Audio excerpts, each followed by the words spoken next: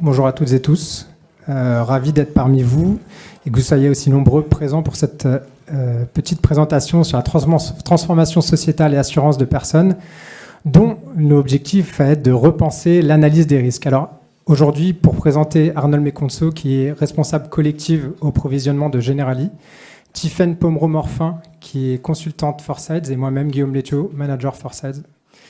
Je vais laisser la parole à Tiffaine, qui va maintenant vous introduire le sujet et développer. Merci Guillaume. Donc moi, de mon côté, je vais débuter cette présentation en introduisant rapidement le contexte de cette transformation sociétale. Donc, sans plus attendre, le premier grand bouleversement qu'on peut noter, ça va être celui du télétravail, dont la progression a été spectaculaire, puisqu'en 2015, seulement 2% des actifs télétravaillaient, alors qu'aujourd'hui, on est près de 30% à télétravailler régulièrement. Donc, parmi tout ça, la crise, elle a bien sûr joué un rôle d'accélérateur, puisque en 2020, on passe brutalement à 41% des actifs qui pratiquent régulièrement le télétravail, contre seulement 3% en 2017. Donc ce changement structurel, il n'est pas sans conséquences, puisque dans un premier temps, on va voir que la fréquence de certains sinistres va être modifiée, notamment les troubles musculo-squelettiques et les troubles psychologiques. Dans un second temps, on va aussi observer une modification de l'accès aux soins, avec notamment la montée en puissance des téléconsultations.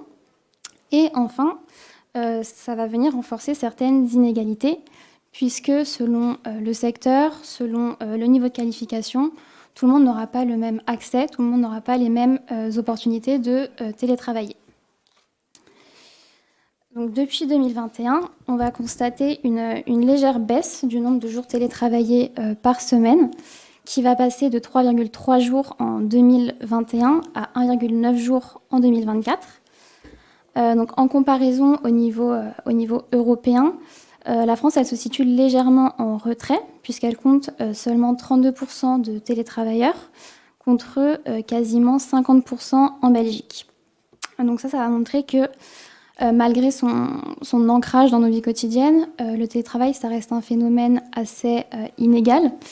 Et de ce fait, son impact sur les risques assurantiels, il va lui aussi varier selon les contextes, comme on le verra un peu plus loin. Donc, comme deuxième mutation majeure, on peut aussi noter l'évolution des structures familiales, puisqu'aujourd'hui, près d'un quart des foyers avec enfants sont monoparentales, contre seulement 15% en 1990.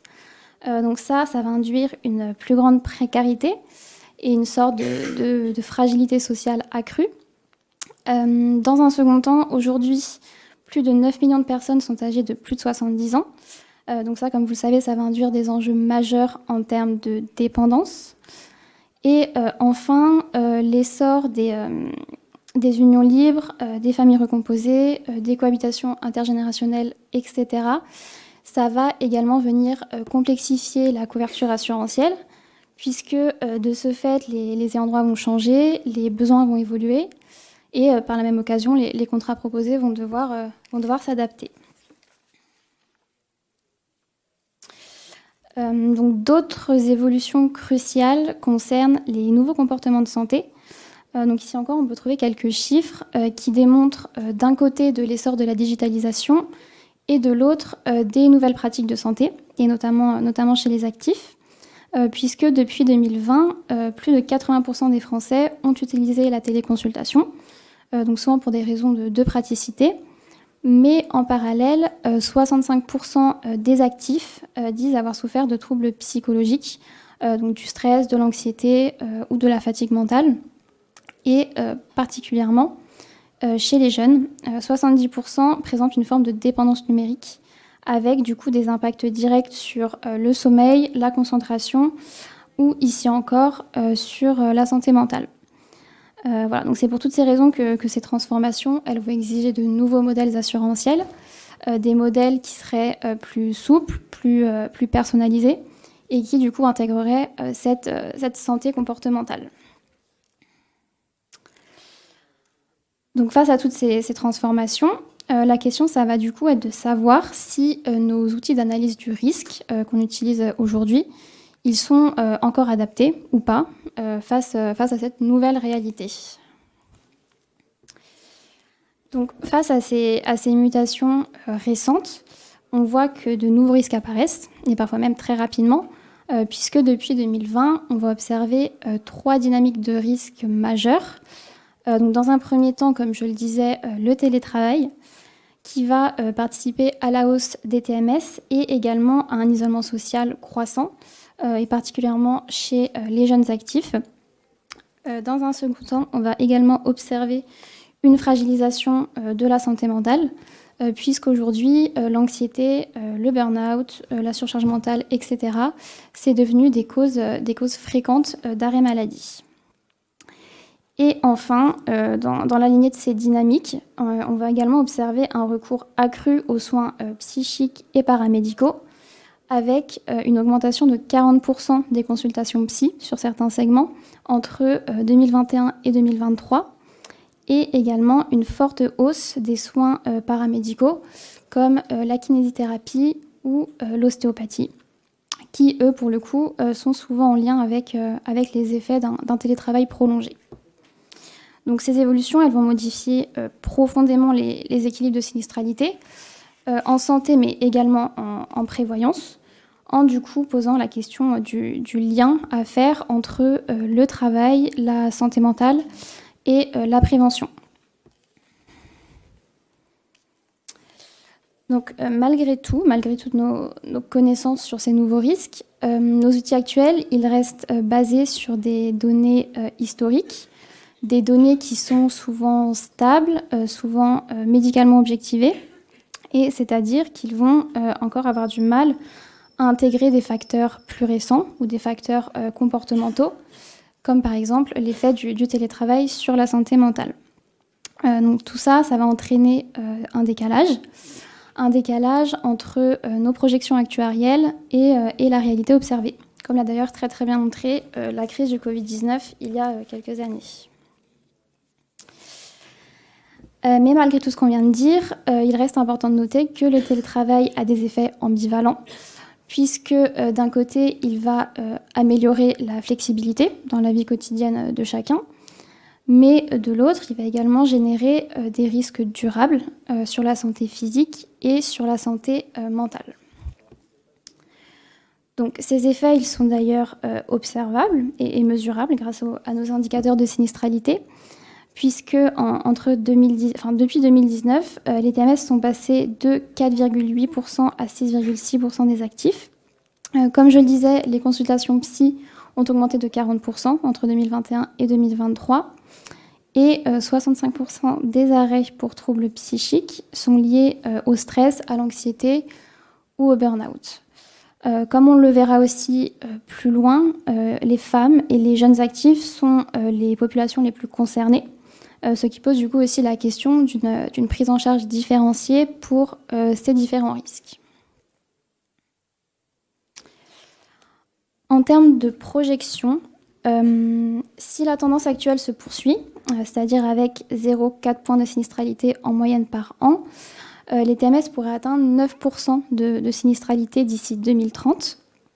Donc ces résultats, ils représentent un enjeu structurel majeur pour les assureurs, bien sûr, mais aussi pour les entreprises en termes de coûts et de prévention auprès de leurs salariés.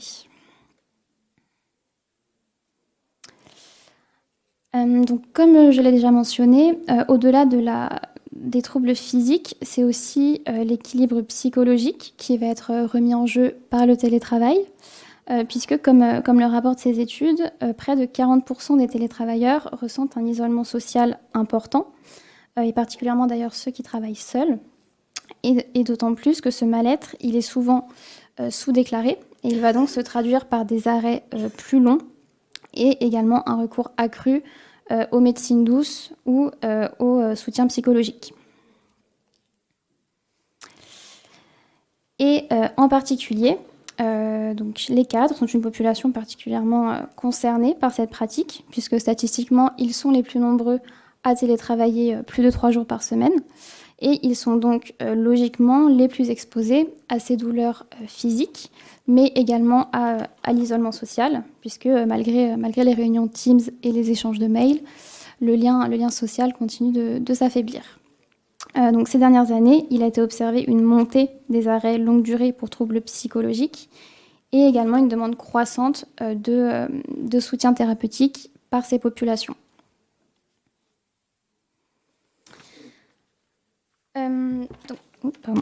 Donc au-delà du statut professionnel, tous les profils ne sont pas égaux face à ces risques, puisque notamment le genre et l'âge vont également avoir un rôle crucial dans l'exposition face à ces risques.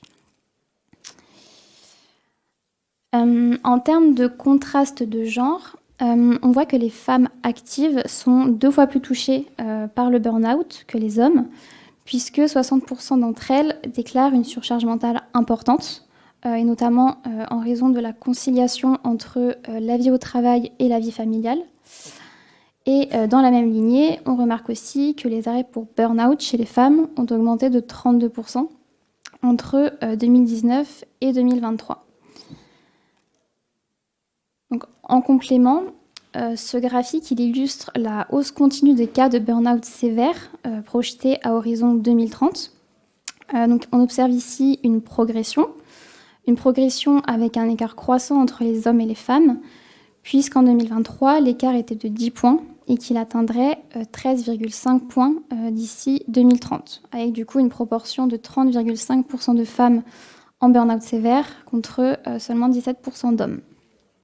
Donc cette projection, elle appelle évidemment à des réactions, mais à des réactions qui doivent être rapides et ciblées, en par exemple déployant des politiques de prévention, et particulièrement auprès des publics les plus exposés, en utilisant des outils d'alerte genrés qui seraient basés sur des données RH anonymisées, bien sûr, pour contourner les problématiques RGPD que l'on pourrait rencontrer, et également et surtout en ajustant les couvertures de prévoyance, puisque vous le savez que la hausse des burn-out a un impact direct sur les arrêts longue durée et donc sur la sinistralité. Voilà, donc globalement, ces constats, ils se doivent de nous interpeller, puisqu'ils appellent notamment à mieux cibler la prévention et également à adapter nos outils face à la diversité des différents parcours de vie. Voilà, donc synthétiquement, ce que l'on peut dire, c'est que même si le télétravail offre des avantages certains, on a vu qu'il n'a pas le même effet pour tout le monde. Il va notamment révéler certaines disparités, des disparités sociales, professionnelles et également genrées, puisque certaines populations vont trouver un meilleur équilibre, tandis que d'autres seront au contraire plus touchées par les risques que je mentionne depuis le début de cette présentation. Donc par exemple, les femmes, et en particulier les mères de jeunes enfants, vont déclarer un niveau de stress supérieur de 35% en moyenne par rapport aux autres populations. Les jeunes actifs sont également plus propices à souffrir d'isolement. Et enfin, les profils précaires, ou les personnes résidant en habitat exigu, auront également plus tendance à vivre le télétravail comme une contrainte, comme une corvée, plutôt que comme une opportunité. Donc du coup, ces écarts de situation, ils vont se traduire par une augmentation des arrêts longue durée, pour troubles psychiques particulièrement, mais du coup uniquement concentrés sur ces sous-populations.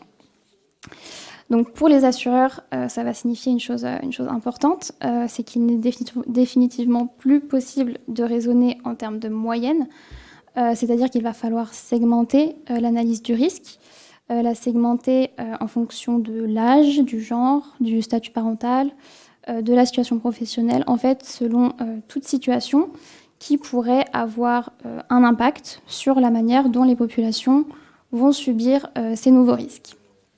Donc les modèles assurantiels, ils vont devoir intégrer cette granularité pour du coup mieux anticiper les sinistres, mieux adapter les garanties et également pour pouvoir déployer des actions de prévention ciblées afin, in fine, de ne pas fausser nos anticipations actuarielles.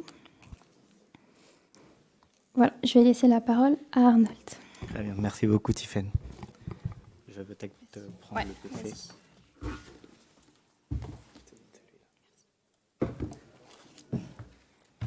Donc après cette introduction de Tiffaine, dans la deuxième partie de notre présentation, nous allons parler de l'augmentation des risques couverts par nos contrats d'assurance, mais nous allons également parler surtout aussi de la nécessité de faire évoluer nos couvertures proposées dans les contrats et également de faire évoluer nos modèles.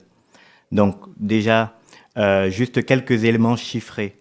C'est en 2023, la croissance des dépenses de santé observée est de plus 5,2% par rapport à l'année 2022. L'année 2022 étant elle-même en croissance de 4% par rapport à 2021.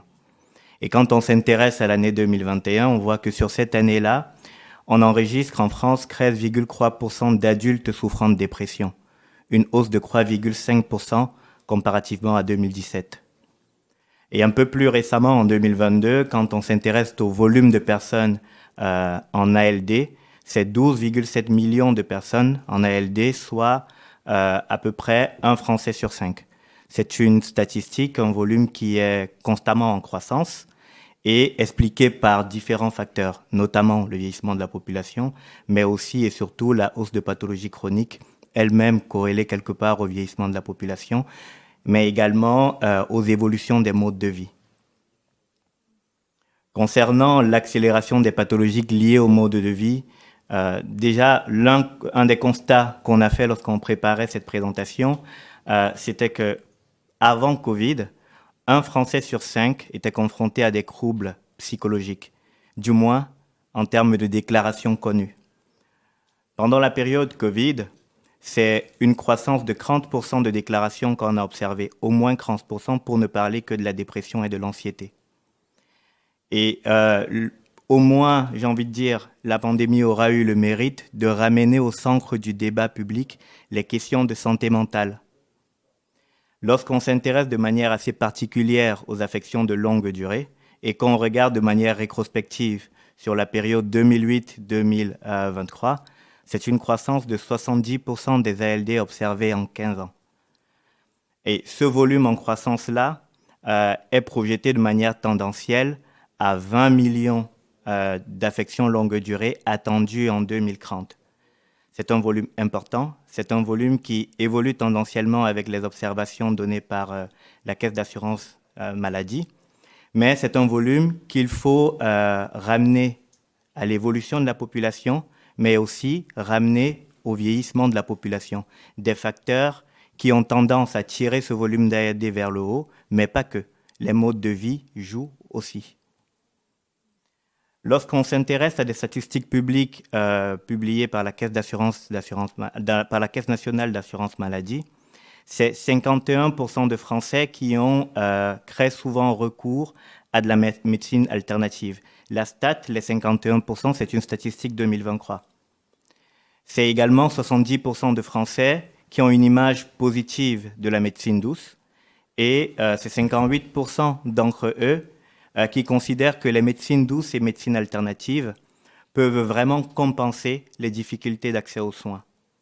Tout cela pose la question d'intégrer les actes de médecine douce et des médecines alternatives davantage à nos programmes de couverture, mais pas seulement qu'à nos programmes de couverture, aussi à nos programmes de prévention. On s'intéresse maintenant aux causes d'arrêt. Elles sont multiples, elles sont de plus en plus complexes, mais lorsqu'on regarde de manière attentive les causes d'arrêt en 2024, on se rend compte que juste après les maladies ordinaires, dans la classe des maladies ordinaires, on va regrouper les grippes, les rhumes, les gastro. Juste après cette classe-là, on va retrouver les troubles psychologiques et les troubles musculo-squelettiques pour 27%, en somme des deux poids. Les troubles psychologiques, c'est 15% de la fréquence d'arrêt en 2024 et les troubles musculo-squelettiques, c'est 12% de la fréquence d'arrêt. C'est une fréquence significative, une fréquence importante, mais pas encore suffisamment prise en compte dans les couvertures que nous proposons. C'est donc une nécessité d'adapter nos offres de soins de manière à intégrer davantage de médecine douce, mais pas seulement que de médecine douce, de médecine alternative aussi. Et il faudrait que la communauté assurantielle, du moins tous ceux qui travaillent sur des sujets d'assurance de personnes, continuent de favoriser des modes de prise en charge hybrides qui permettent d'alterner entre téléconsultation et présentiel, parce que ça, c'est un effet favorable à la fois sur la santé des personnes, sur les dépenses médicales, mais aussi encourager ces mécanismes-là dans le cadre de nos programmes de prévention qui ont un effet positif sur la sinistralité. J'ai récemment relu un mémoire d'actuariat rédigé par je pense en 2023 par une alternante CNP sur des sujets de prévention dans les collectivités territoriales. Et il était frappant de remarquer que pour 1 euro investi dans de la prévention, c'est un gain de sinistralité d'à peu près 1,50 €. C'est une mesure qui a été faite avec, j'ai envie de dire, beaucoup de réserves, mais c'est quand même une mesure qui témoigne de la pertinence des programmes de prévention et surtout de la prise en charge, j'ai envie de dire, des pathologies mentales, des pathologies chroniques qui sont de plus en plus, j'ai envie de dire, présentes dans notre environnement. Alors sur cette slide, il nous a paru intéressant de vous montrer une étude qui a été réalisée dans le cadre du Datascope d'AXA et qui montrait que le mi-temps thérapeutique, c'est un vrai outil de maîtrise des risques. Sur la période 2019-2023, sur un échantillon de 100 salariés pris sur le portefeuille AXA, lorsqu'on fait croître le mi-temps thérapeutique a été, j'ai envie de dire, largement accru. La proportion de personnes bénéficiaires du mi-temps thérapeutique a triplé entre 2019 et 2023. Et sur cette même période-là, les durées moyennes d'arrêt ont diminué, mais fortement. Elles sont passées de 102 jours d'arrêt en 2019 à 80 jours d'arrêt en 2023. Donc, de tels dispositifs sont encouragés à favoriser, mais à davantage intégrer au programme de prévention que nous avons et à nos offres de couverture. Maintenant, parlons de l'adaptation des modèles. Adapter les modèles nécessite avoir de la donnée, nécessite d'être en capacité d'exploiter la donnée, mais surtout aussi nécessite d'avoir de la donnée qui est adaptée au contexte dans lequel nous vivons. Tiffaine l'a dit, le contexte est de plus en plus prégnant du fait de pathologies chroniques. Le contexte est de plus en plus prégnant aussi du fait de l'augmentation des coûts de santé. Et toutes ces informations-là, toutes ces informations en lien avec la santé mentale, en lien avec l'augmentation des pathologies chroniques corrélées au vieillissement de la population, sont des informations qui ne sont pas toujours ou encore totalement exploitées dans nos modèles actuariels. Il faudrait avoir des modèles, j'ai envie de dire, un peu plus résilients, un peu plus agiles, mais surtout qui vont faire le juste compromis entre pertinence des données sélectionnées pour l'analyse, mais aussi questions éthiques et respect de la réglementation en matière d'encadrement des données personnelles. Donc sur cette slide, il était important pour moi de souligner le caractère volatile, mais vraiment volatile, du comportement des assurés. En portefeuille, nous avons des comportements qui vont être différenciants suivant de nombreux critères qui sont aujourd'hui dans nos outils. On a des critères démographiques qui permettent de discriminer la population. On a des critères du type catégorie socio-professionnelle qui permet de discriminer la population. On a le code NAF qui va être un autre facteur différenciant des populations, mais aussi et surtout, on a une mine d'or de données aujourd'hui qui existe grâce aux objets connectés qui vont collecter de la donnée comportementale et qui peut nous permettre d'affiner nos modèles ou du moins d'avoir des modèles un peu plus randomisés. Bien sûr, dès qu'on parle de données comportementales, on parle de données qui touchent à la personne, on parle de données personnelles. Ces données-là doivent être intégrées à nos modèles, mais bien sûr dans le respect des textes qui régissent l'encadrement des données personnelles. Sur cette dernière slide, je voulais juste faire écho au caractère éthique de l'exploitation des données et surtout à la responsabilité de l'actuaire qui va aller chercher de la donnée personnelle, l'intégrer à ses outils de modélisation et surtout qui devra garder en tête l'éternel compromis à avoir entre innovation, performance, responsabilité sociétale. Merci, je te passe la parole. Merci Arnold. Non, mais vas-y, tu peux déplacer. Ouais, vas-y, je veux bien. On va passer sur cette troisième partie vers le pilotage des risques qui va être un pilotage rapproché.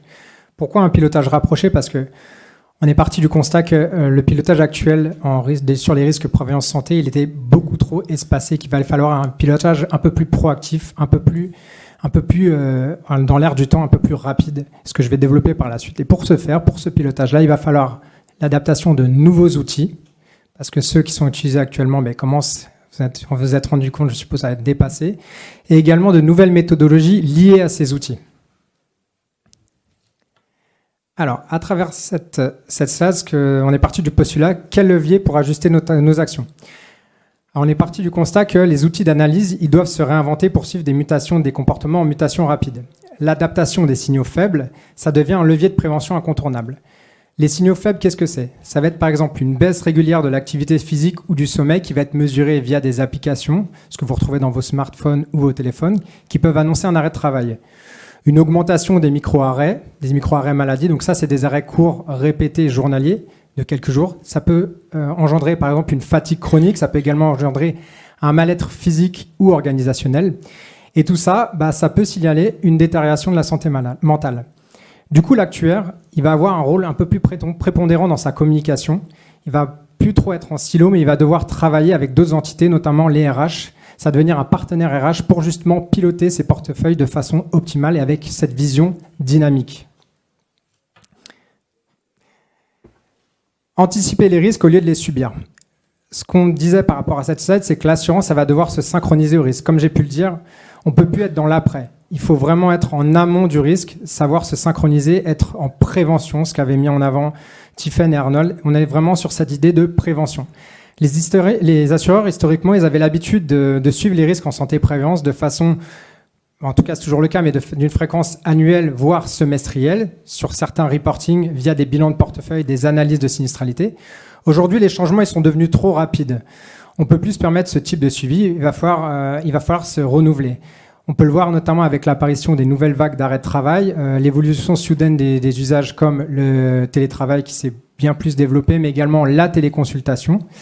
Donc ces fréquences de suivi, elles permettent plus d'agir à temps. Il va falloir passer à un pilotage, comme j'ai pu le dire, plus réactif et plus rapproché. Pour ce pilotage rapproché, on a quand même quelques pistes déjà, notamment les tableaux de bord dynamiques qui commencent à être beaucoup plus utilisés, les tableaux de bord en temps réel, et des alertes et des mises à jour des hypothèses. Pourquoi ? Parce qu'on est parti du constat qu'il y a un développement, comme on a pu le dire précédemment, des pathologies chroniques qui sont donc en hausse. Les pathologies chroniques, ça va être par exemple le diabète, les troubles musculo-squelettiques dont on a parlé précédemment. Ça, c'est des coûts à long terme qui ne sont pas forcément bien maîtrisés. Il y a également des comportements volatiles de la part des assurés, donc les changements rapides des habitudes de soins. On se rend compte maintenant que les parcours de soins ils sont totalement différents de ce qu'on a pu connaître il y a quelques années. Et enfin, une instabilité économique liée notamment à l'inflation dont on entend parler chaque année. Ça se répercute sur les dérives de sinistralité dans les portefeuilles, mais également le télétravail subi. Donc tout ça, ça va influencer sur la sinistralité. Donc les outils vont devoir intégrer des nouvelles données, notamment les données comportementales, des données contextuelles différentes et des données de sinistralité également différentes. On va passer à des modèles de réaction et de ce fait, le cycle de l'assurance, ça va devenir un cycle itératif. Quand on parle de cycle de l'assurance, il est décomposé, comme vous voyez sur le schéma, en 5 phases.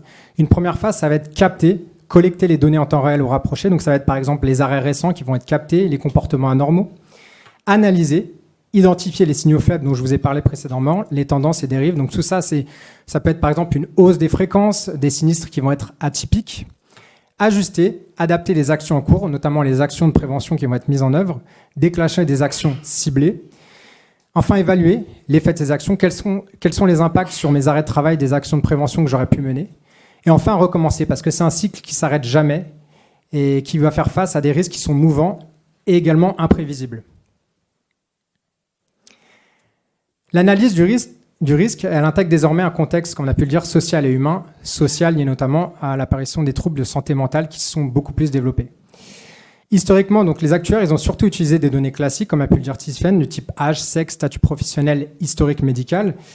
Aujourd'hui, ces risques évoluent de façon trop rapide et complexe, et les causes, elles sont plus uniquement médicales ou démographiques.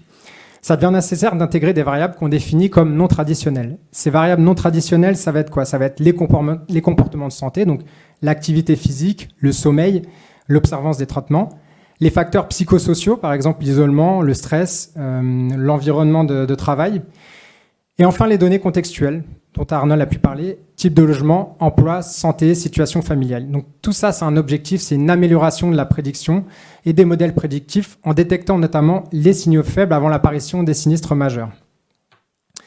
Pour cela, il va falloir bâtir une cartographie des risques qui va devoir lier des données qualitatives et des données quantitatives.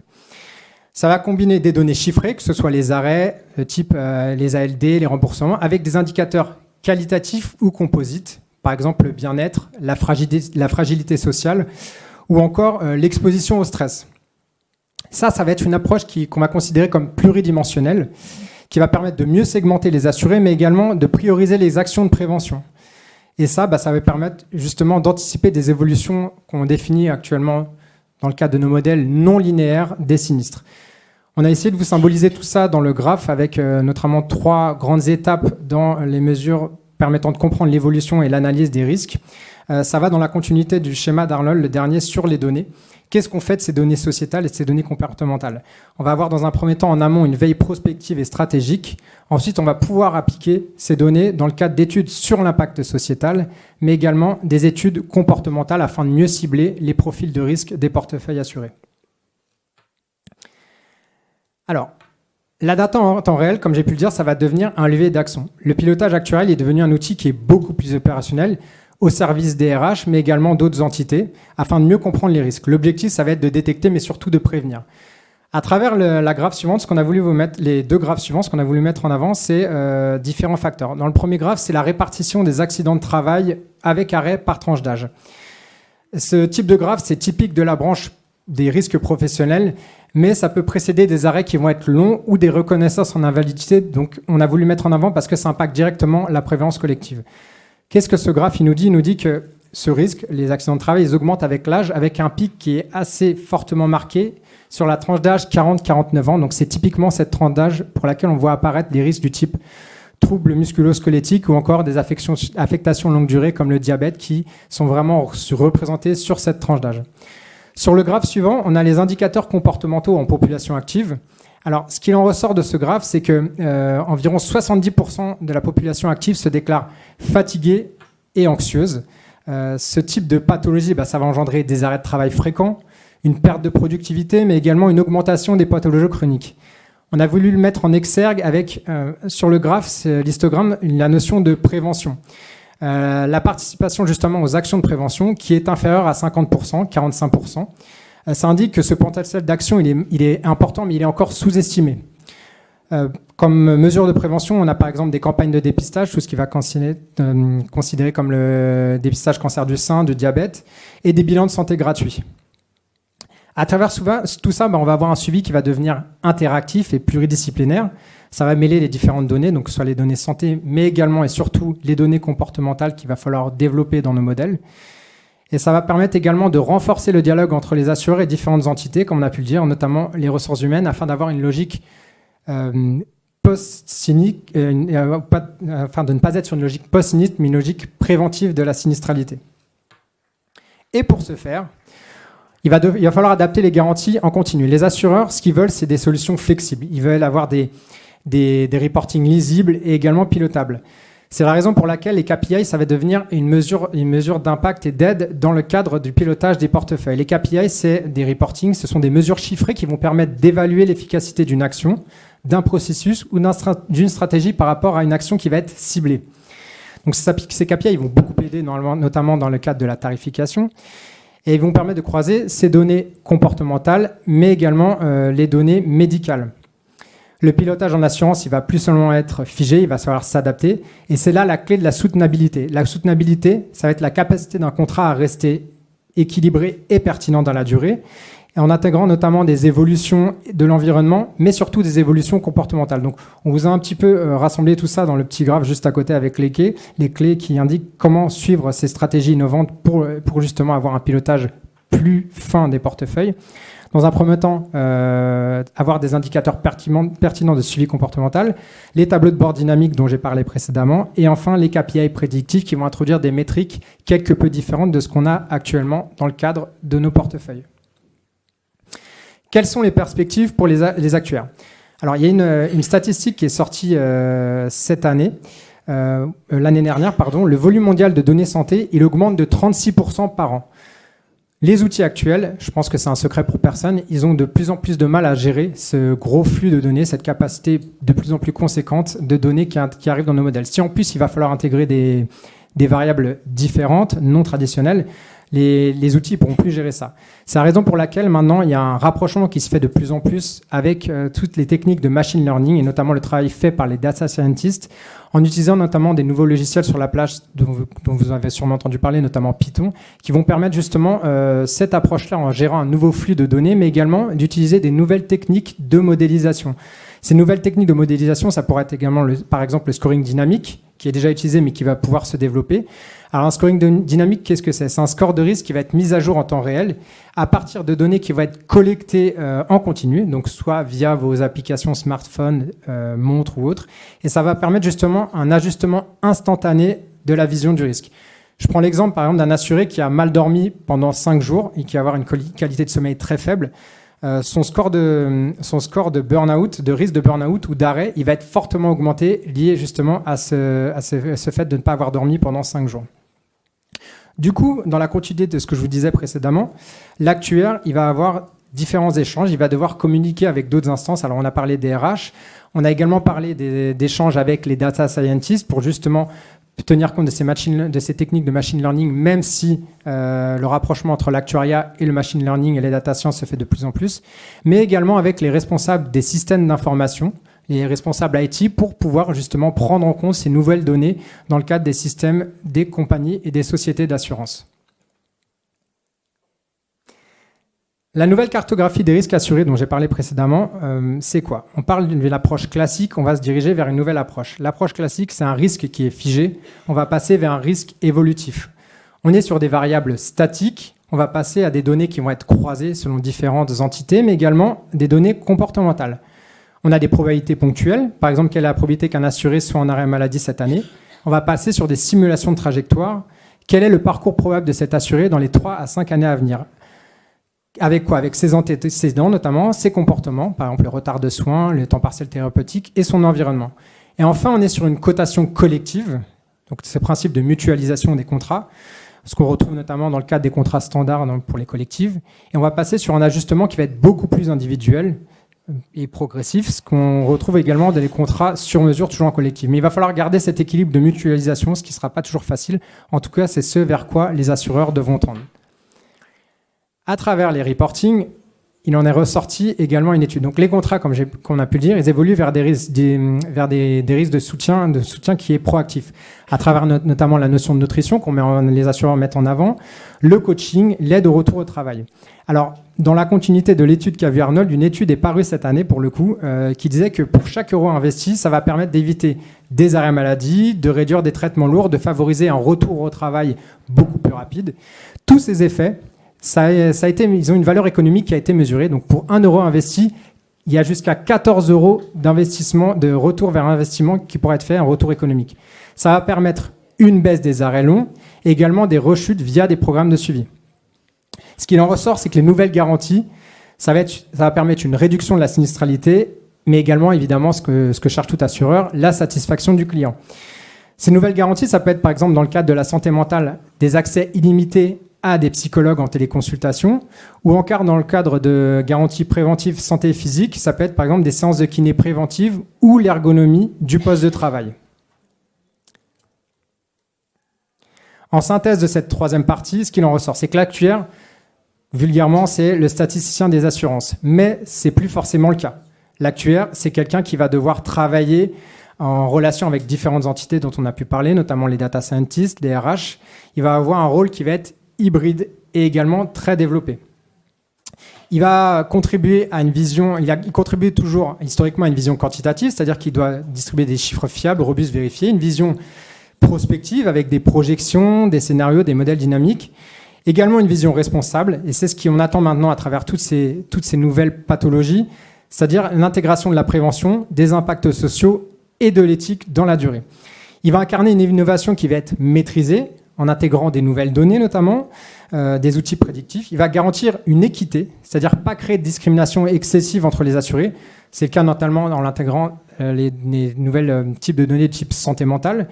Il doit garder cet esprit de mutualisation également, préserver l'esprit de solidarité. Les risques, ils sont partagés, mais ils ne sont pas individualisés à outrance. Et enfin, il va avoir un rôle de soutenabilité. Évidemment, historiquement, c'est toujours le cas et c'est ce qui doit continuer. Les garanties doivent rester viables financièrement à long terme pour l'assureur, comme pour les entreprises assurées. En synthèse des enjeux pour l'assurance de personnes, donc ce qu'on a pu dire, c'est que les évolutions de travail, elles ont été fortement modifiées avec l'apparition de nouveaux risques, notamment liés à l'apparition du télétravail. Donc les troubles musculo-squelettiques qui sont de plus en plus fréquents, les affectations longue durée qui touchent les personnes de plus en plus jeunes. Alors, il faut être relatif, mais en tout cas, c'est beaucoup plus jeune en termes de statistiques, ce qu'il en ressort. La frontière entre la vie personnelle et la vie professionnelle, elle s'est amoindrie depuis l'apparition et le développement du télétravail depuis plusieurs années.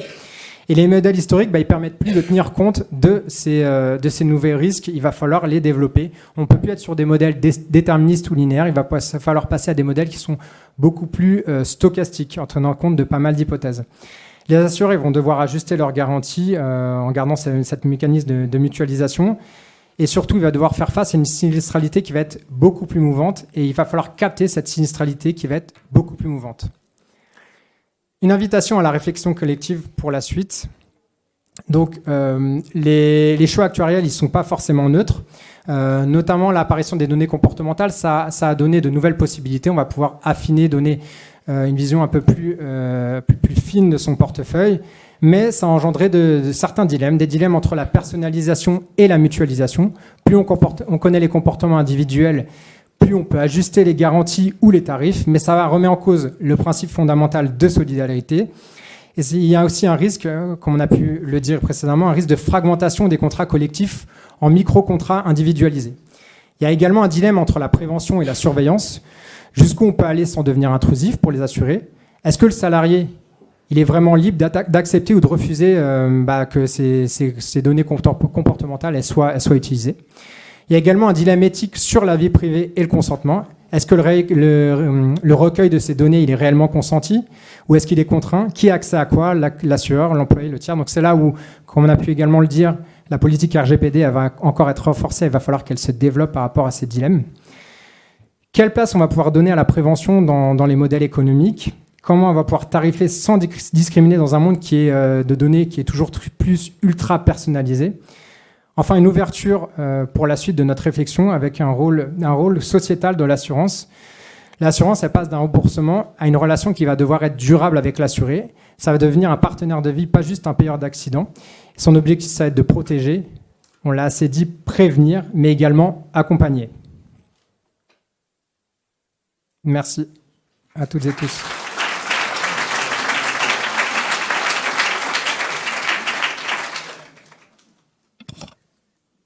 Si vous avez des questions. Oui, voilà, il y a des questions, je suppose.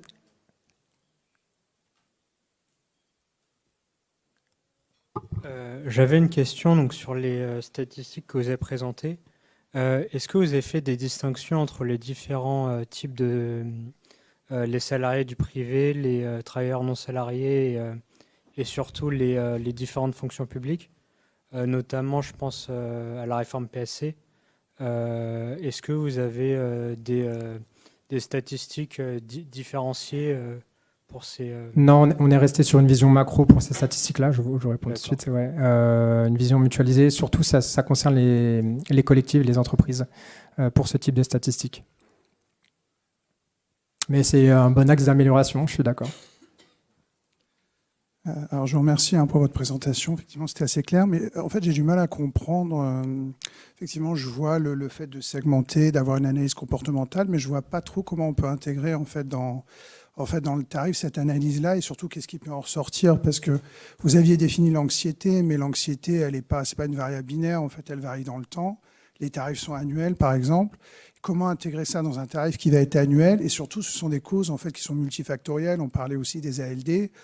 Oui, effectivement, si on fait du sport, on a moins de risques, mais comment, en fait, et à quoi on veut arriver au final? Parce que de toute façon, aujourd'hui en santé, on peut pas segmenter finalement les populations d'assurés. Donc, qu'est-ce qu'on veut faire de la prévention? Oui, mais comme les risques d'anxiété ou même d'ALD sont pas sont multifacteurs en fait. Est-ce que vous travaillez aussi avec un médecin par ailleurs pour essayer d'identifier en fait parce qu'une ALD, oui, il y a le sport, mais il y a l'âge, il y a aussi d'autres facteurs génétiques. Enfin, il y a quand même pas mal de critères qui fait que c'est peut-être plus compliqué finalement que dire oui, on n'a pas dormi pendant 5 nuits, donc on a un risque d'anxiété en fait. Je pense que c'est peut-être plus compliqué. Je sais pas comment vous avez pu travailler sur. Non, mais c'est une excellente question. Effectivement, comment est-ce qu'on peut intégrer typiquement une problématique de tarification des facteurs explicatifs basés sur l'exposition à des ALD? C'est notamment en regardant pour une population considérée. Dans tous nos outils aujourd'hui, nous avons du profilage. Nous avons des personnes regroupées par classe de risque homogène. D'ailleurs, c'est ça qui garantit la mutualisation. C'est pas seulement la solidarité, parce que mutualiser, c'est regrouper les risques identiques.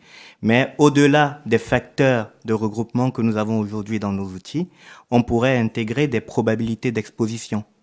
Et ces probabilités d'exposition à des risques qui sont présents, qui sont réels, mais c'est un premier pas. Par tranche d'âge, aujourd'hui, les statistiques publiques nous permettent de connaître quelle est l'exposition ou alors quelle est la prévalence à tel type ou tel type d'ALD. Ça, c'est un facteur, c'est un premier pas, mais dans le contexte européen, aller aujourd'hui au-delà d'intégrer une probabilité pour prendre en compte un risque d'ALD, c'est un peu compliqué parce qu'on touche tout de suite à la donnée médicale et s'il y a bien une chose à laquelle les assureurs aujourd'hui n'ont pas accès, c'est à la donnée médicale. Bon, peut-être demain, si on est dans un monde américain, ça sera un peu différent. Mais aujourd'hui, en Europe, c'est quand même l'une des grandes limites à laquelle l'assurance des personnes se confronte. Mais toujours est-il qu'on peut user des statistiques, peut-être macro, mais qui déjà donnent un premier pas d'analyse comportementale qui est totalement absente de la majorité de nos modèles.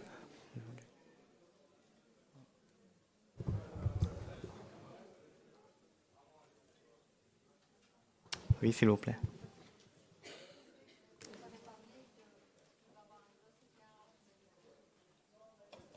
D'ici 2030, il y aura de gros écarts dans les arrêts maladie entre hommes et femmes. Et vous avez parlé aussi d'intégrer les genres dans la tarification.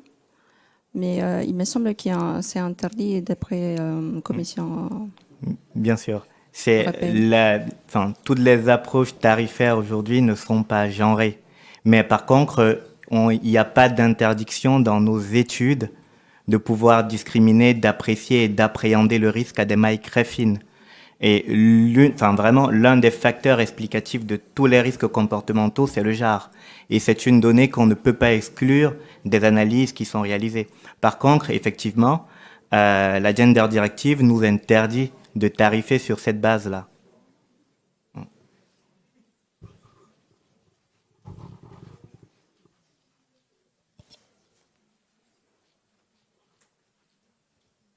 Bonjour, merci pour la présentation, c'était super intéressant. Petite question, est-ce que vous avez des stats ou alors est-ce que vous anticipez sur des stats sur l'appétence, on va dire, des gens pour partager ces fameuses données de santé enregistrées, je sais pas, via leur montre, leur téléphone, le nombre d'heures de sommeil, le nombre de pas, combien de fois ils se sont levés dans la journée.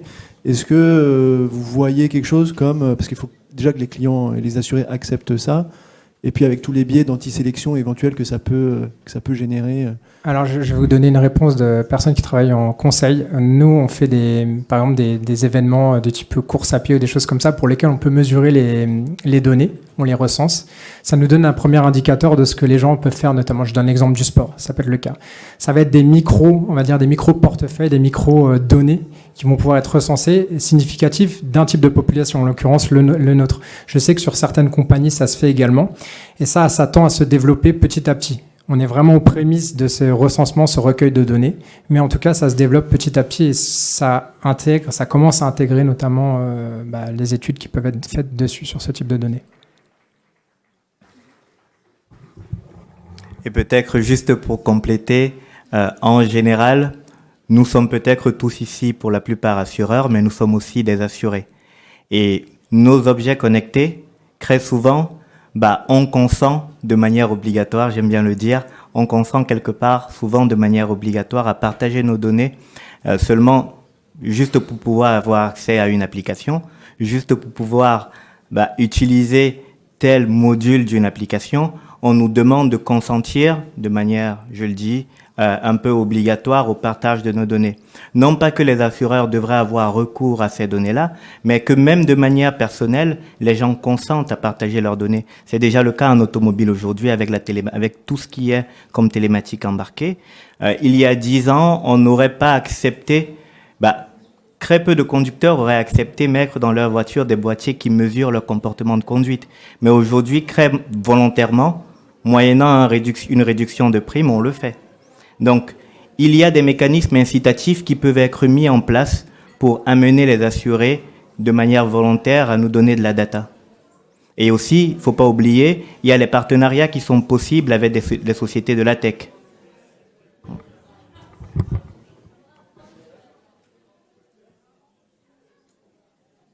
Est-ce qu'il y a des questions? Ouais. Ok, merci encore à toutes et tous pour votre participation. Merci à ceux qui ont participé, Générali, Arnaud Méconso, Tiffany Pombro-Murphin, merci beaucoup. Et également à Thomas Gerland qui est ici présent, Simon Malorand, Amélie Pellerin, Voirana Ranaï Ozanani et Charlène Fusis. Merci encore.